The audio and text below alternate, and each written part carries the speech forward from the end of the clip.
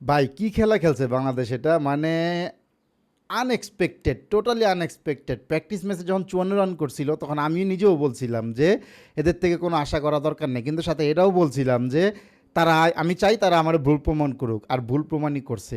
বাংলাদেশ এর আগে 2015 সালের ওয়ানডে বিশ্বকাপে কোয়ার্টার ফাইনাল গেছে, 17 চ্যাম্পিয়ন্স ট্রফিতে সেমিফাইনাল গেছে।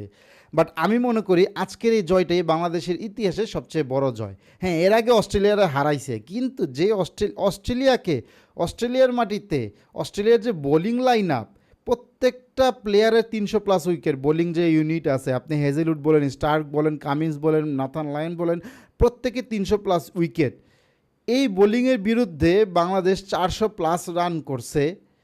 আর এটাও কি এমন তেমন জেতা না, মানে একদম পঞ্চম ডেতে গিয়া একদম মানে হারা জিতার চান্স, যে অস্ট্রেলিয়া হারার চান্স, জিতার চান্স 50%, বাংলাদেশের জেতার চান্স 50%, 50-50ও না, পুরা 3.5 দিন ডমিনেট করে অস্ট্রেলিয়াকে জিতেছে। আমি মনে করি না যে একটা সেশনও অস্ট্রেলিয়া সিঙ্গেল হ্যান্ডেডলি জিততে পারছে। একটা সেশনে আমি মনে করি গতকালকে লাস্ট সেশনটা শেয়ার্ড হয়েছে, এছাড়া প্রত্যেকটা সেশন অস্ট্রেলিয়া হারছে বাংলাদেশের কাছে।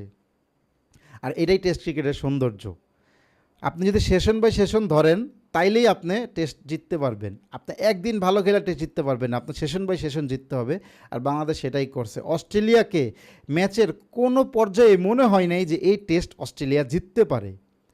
মানে ভাই প্রত্যেকটা প্লেয়ার কন্ট্রিবিউট করছে। আপনি লিটনের কথা বলবেন যে লিটন 0 রান করছে, ফার্স্ট ইনিংসে লিটন 4টা ক্যাচ ধরছে।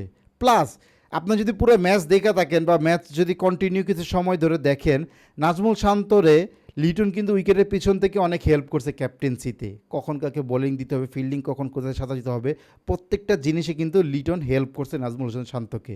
Hasan Mahmud unbelievable player. আমি মনে করি বাংলাদেশের আরও প্লেয়ারকে ইংলিশ কাউন্ট্রিতে খেলতে পাঠানো উচিত, সেটা ব্যাটসম্যান হোক আর বলার হোক, প্রত্যেকে এক্সপিরিয়েন্স নিয়ে আসবে। হাসান মাহমুদ কাউন্ট্রিতে খেলে যে উপকারটা হয়েছে সেটা টেস্টে দেখা গেছে, 9 উইকেট পাইছে ম্যাচে।